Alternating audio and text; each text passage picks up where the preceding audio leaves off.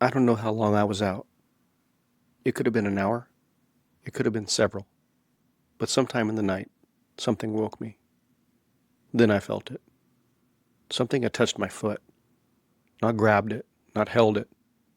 More like a slap or a brush, or the quick, heavy contact of something bumping up against it.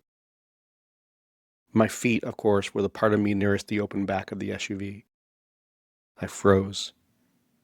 For a second, I lay there with my eyes closed, trying to decide if it had been real. Good evening and welcome to the Ghost Collector. For as long as I can remember, I've been collecting stories that don't fit. Ghosts, UFOs, strange creatures, glitches in reality, the unexplained and the deeply unsettling. For decades, I've sought out these stories, listened to the people who experienced them, and written them down. I'm Scott Weimer, and this is The Ghost Collector.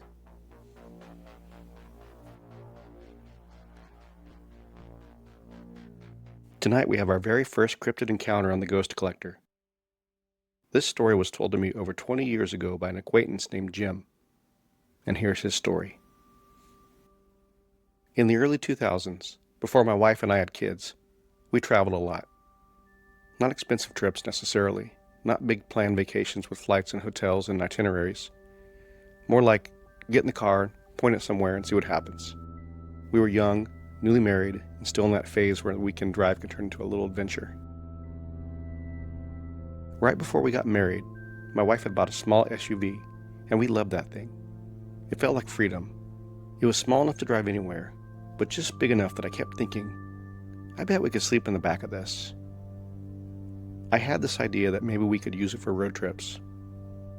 Throw a foam mattress in the back, bring a couple sleeping bags, park somewhere scenic, and save money on motels. I don't know if I was imagining some grand overlanding lifestyle before that word was even common, or if I just liked the idea of being able to go anywhere and sleep wherever we ended up. So when we planned a trip to visit my grandparents at Eagle Lake, I thought it would be the perfect chance to test it out. Eagle Lake is in Northern California, above Susanville. It sits up in that high desert country, where the landscape feels wide open but not quite empty.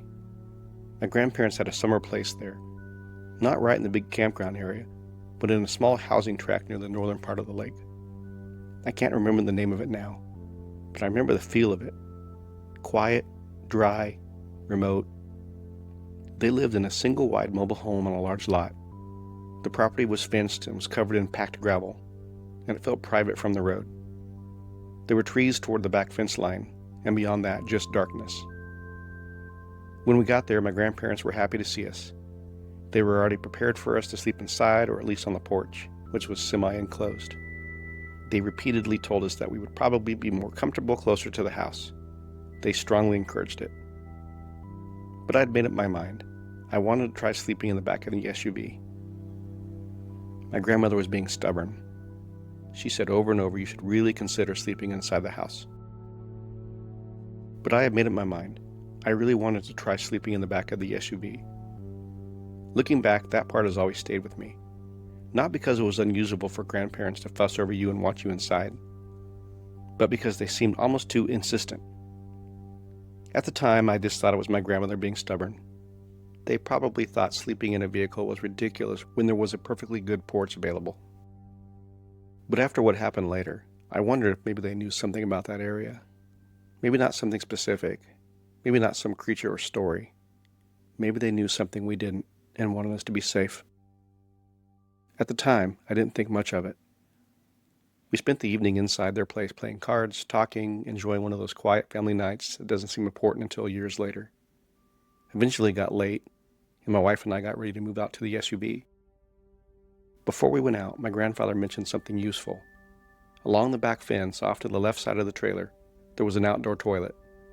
Not exactly an outhouse in the old-fashioned sense, but close enough. I had been wondering what we were going to do if one of us needed to use the bathroom in the middle of the night without waking everybody up. So that solved that problem. Or at least I thought it did. We went out to the vehicle, opened it up, laid down the foam mattress, climbed into our sleeping bags, and settled in. Right away, we discovered a flaw in my plan. We were a little too tall to close the back hatch. The way we were laying, our heads were up against the front of the cargo area, and our feet stuck out just enough that the rear hatch couldn't close all the way. We were able to bring the top part down, but the lower part stayed open, with our feet out toward the outside air. It wasn't ideal, but it didn't seem like a big deal. The property was fenced, we were close to the house, the weather was good, and honestly, once we were in our sleeping bags, we were warm and comfortable. And then there was the sky. I don't know if you've ever seen a night like that before. We had the sunroof above us, and through it we could see what looked like every star in the universe. No city lights, no traffic noise, just that clear black sky packed with stars, and we could see the Milky Way very clearly. It was beautiful. For a while we just lay there looking up through the glass. I remember thinking that my little car camping experiment was working. This was exactly what I had imagined. And at some point we fell asleep. I don't know how long I was out. It could have been an hour, it could have been several. But sometime in the night, something woke me. At first, before I even opened my eyes, I didn't know where I was. I was in that strange space between sleeping and waking when your mind is trying to build the room around you and you can't quite find the walls. Then I felt it. Something had touched my foot. Not grabbed it, not held it. More like a slap or a brush or a quick heavy contact of something bumping against it. My feet, of course, were the part of me nearest the open back of the SUV. I froze. For a second, I just lay there with my eyes closed, trying to decide if it had been real. Maybe I dreamed it. Maybe my foot shifted against the inside of the sleeping bag.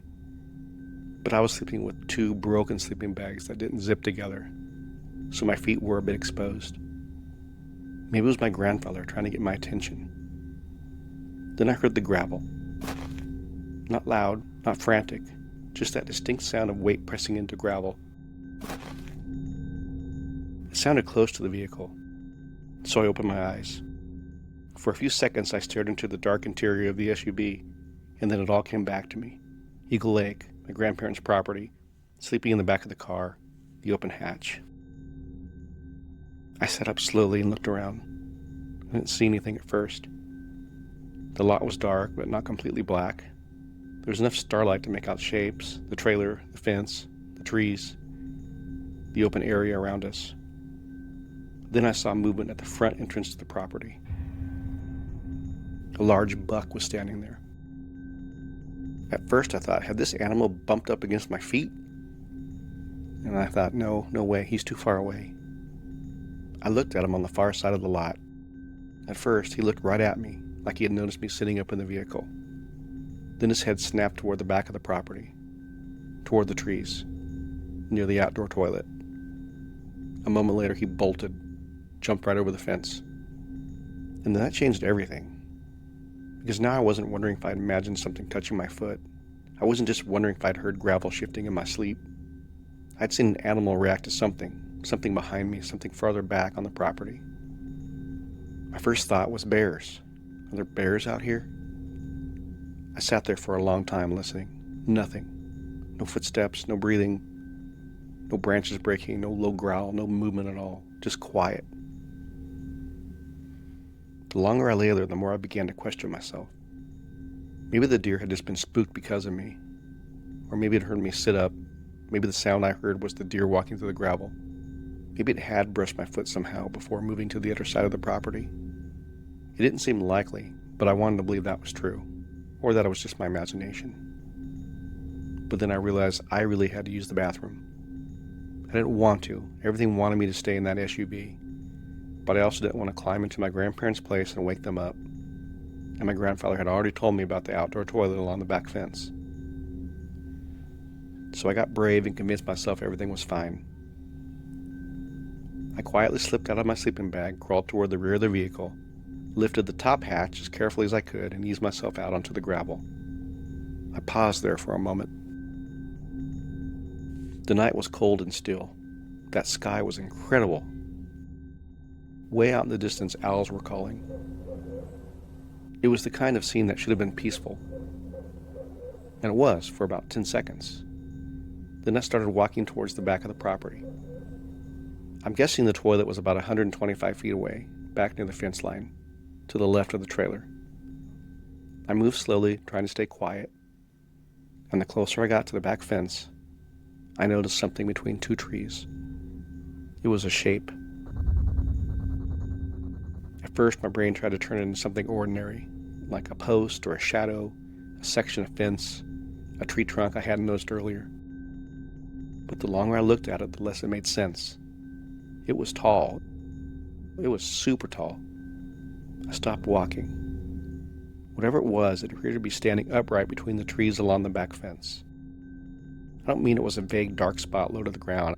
I mean it had height. It had presence. In the darkness, it looked like a figure. And in my memory, it was enormous.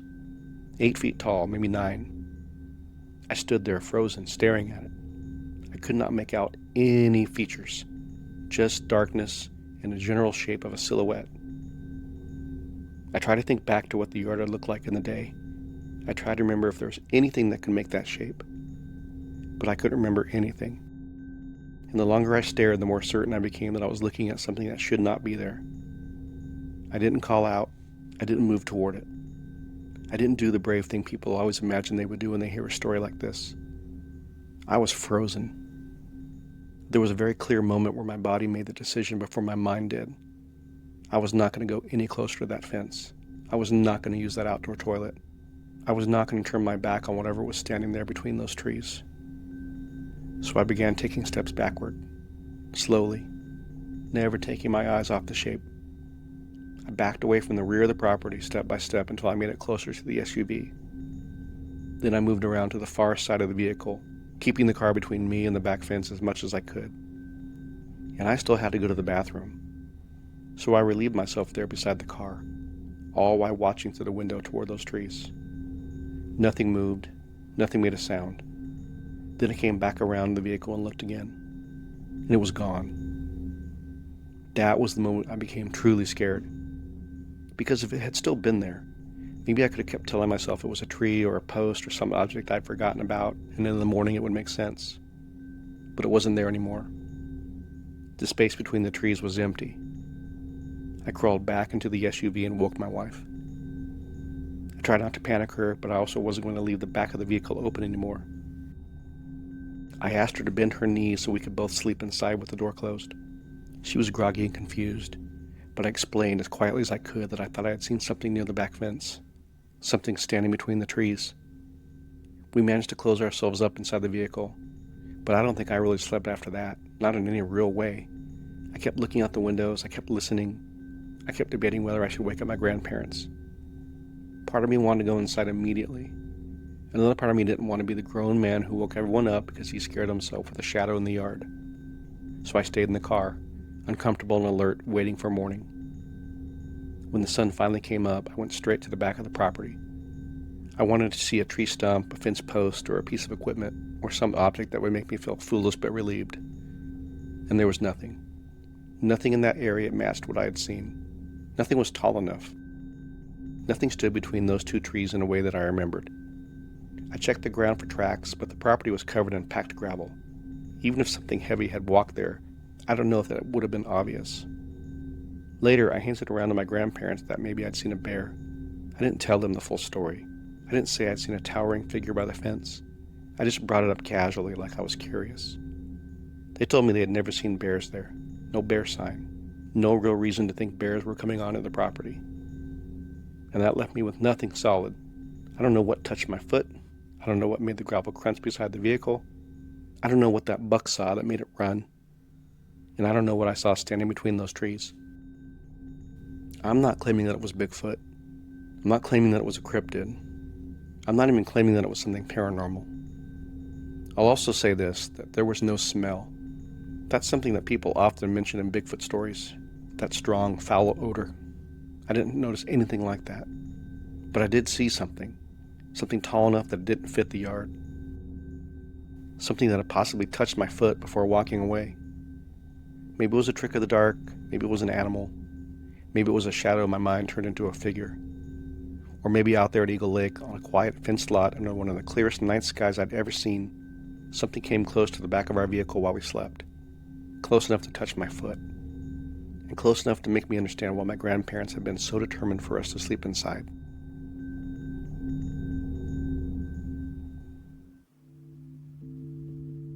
Thanks again to Jim for sharing that story from Eagle Lake.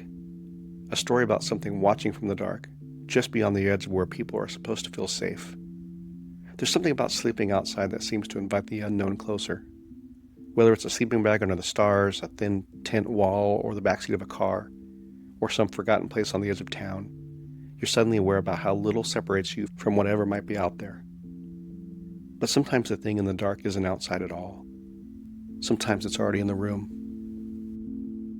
This next story comes from Paul, who was still a kid when he first stepped inside a tiny, rundown shack behind a convenience store, and heard an old man named Dennis warn him about the things that hide in corners. This is Paul's story. When I was a kid, there was an old man named Dennis who, as far as I understood it, was some kind of family friend, someone from the old days.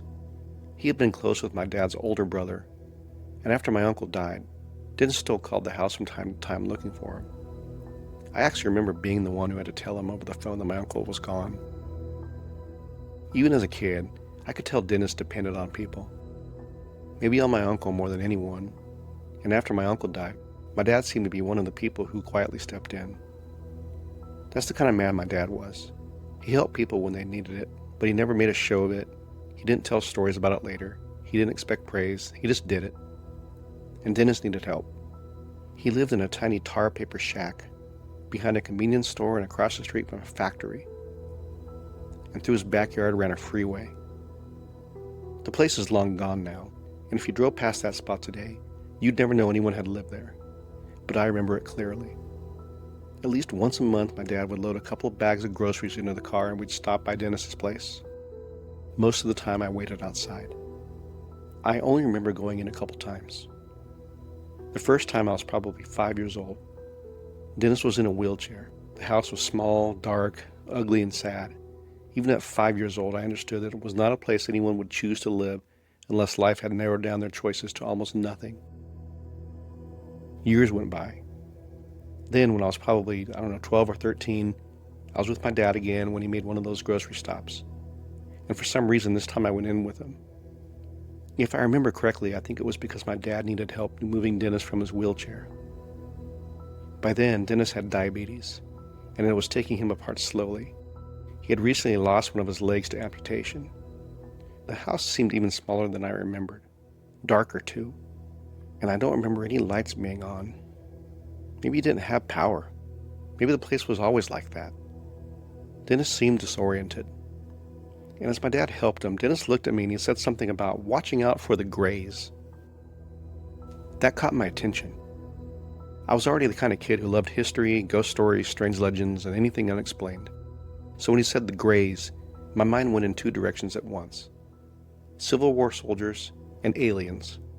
But Dennis didn't explain it that way. He just said, "They hide in the corners." And then he added something like, "They surprise you." The way he said it bothered me. Not because it sounded dramatic. It didn't. It sounded tired. Like he wasn't warning me about something he imagined, but like something he had gotten used to. I just figured he was confused, maybe drunk, maybe medicated, maybe just old and sick. My dad and I finished helping him, and as soon as Dennis was settled, I could have swore I saw movement from the corner of my eye. I turned and looked into one of the other dark rooms. For a split second, I saw a shape standing there. It wasn't black, it wasn't dark, but you guessed it, it was gray. It was the shape of a person, or close to one, and it had no clear features, no clothing, no shine of eyes, just a quick glimpse of a dull gray silhouette, and then it was gone. I blinked and I told myself it was my imagination. The house was dark, and Dennis had just said something really strange. My mind was filling in the blanks. It's all it had to be. My dad started putting away a few of the groceries, and I moved into the kitchen, where there was a little more light.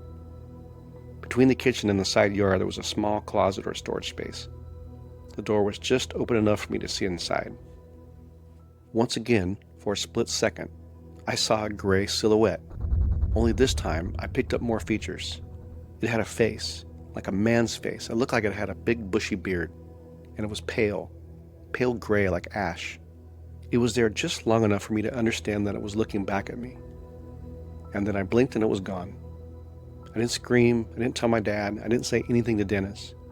I just told my dad that I was going to step out the door and wait outside while he finished up. I never found out what Dennis meant by the grays. I never asked my dad about it either. My father was a very pragmatic man, not prone to telling stories about ghosts or things that are unexplained. He was a no-nonsense guy, and every time I hinted around about ghosts, he usually shut me down. Dennis died, maybe somewhere around the mid-2000s, and the house sat empty and eventually burned. Before submitting my story, I went and looked at Google Street View and found the place still standing in 2007, and then in 2012 it shows the burned-up house. The odd thing is that I was pretty sure no one ever lived there after Dennis passed. I drove by it often because I worked nearby, and I had never seen anybody there since Dennis died.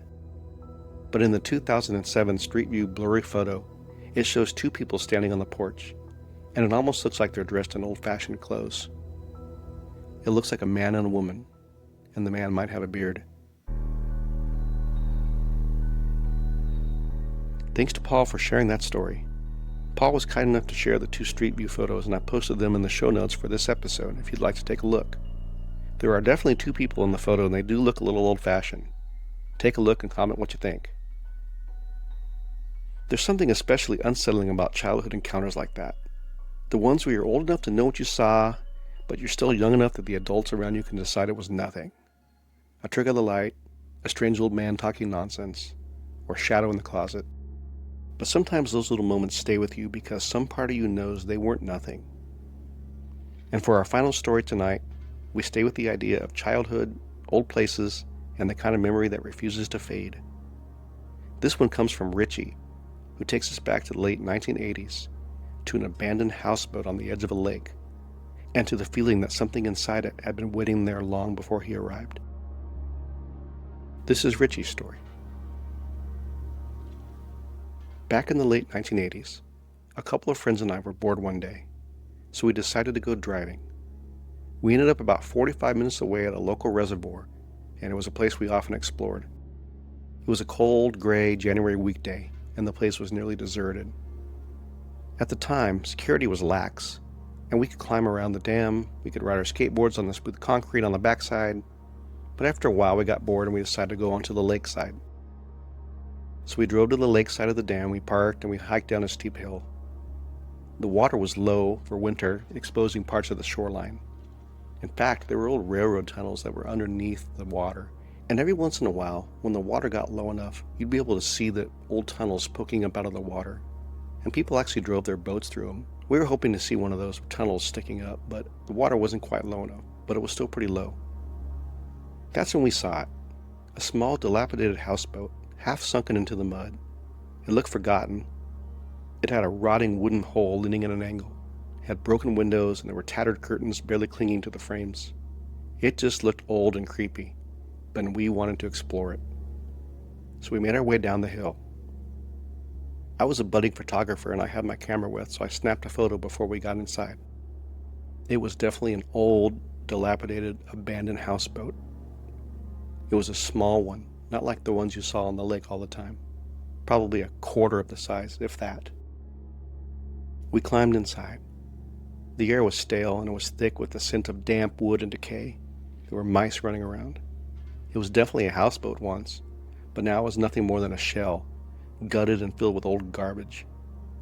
We stood in what must have been the galley, peering into the shadows. I snapped a couple more photos. There wasn't much to see, just filth and broken furniture and a tiny, grimy bathroom. As we stood joking in the middle of that houseboat, we heard a sound. It's hard to describe now, looking back.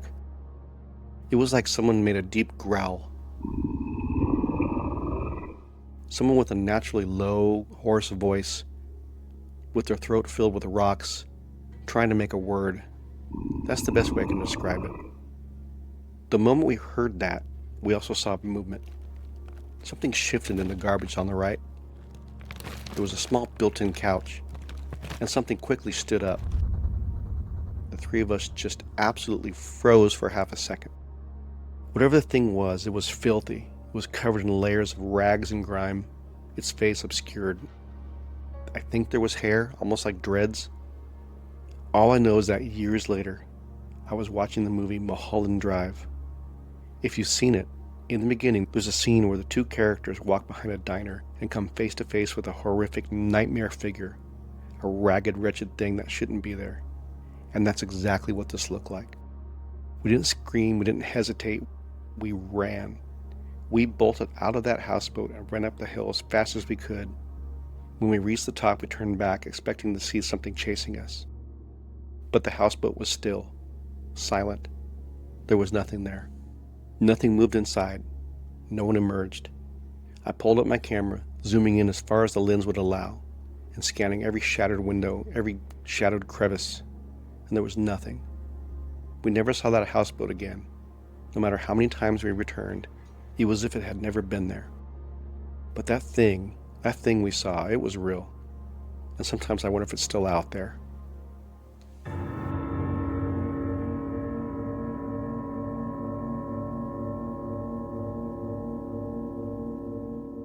Thanks to Richie for taking us back to that abandoned houseboat on the lake shore, and to that scary moment that still sticks with him to this day. Old places have a way of collecting things: trash, dust, broken furniture, old bottles, forgotten names. But sometimes they seem to collect something else too: a feeling, a presence, a sense that whatever was left behind didn't entirely leave. And that's what makes stories like Richie's stay with us. Not because we can prove what was under that pile of trash, or what he thought he saw in that ruined little houseboat, but because some places feel like they're waiting for someone to notice them. And that's all for tonight's episode of The Ghost Collector. If you have a story of your own, a ghost, a strange encounter, a glitch in reality, a UFO, a cryptid, or just one of those moments you've never been able to explain, send it my way at theghostcollector.com. Until next time, keep your eyes open, trust that uneasy feeling, and if you have a story that still follows you around, maybe it's time to let someone collect it. Music and sound effects used in this episode were sourced from freesound.org and are licensed under Creative Commons Attribution. Full search details are available at theghostcollector.com. Thanks for listening.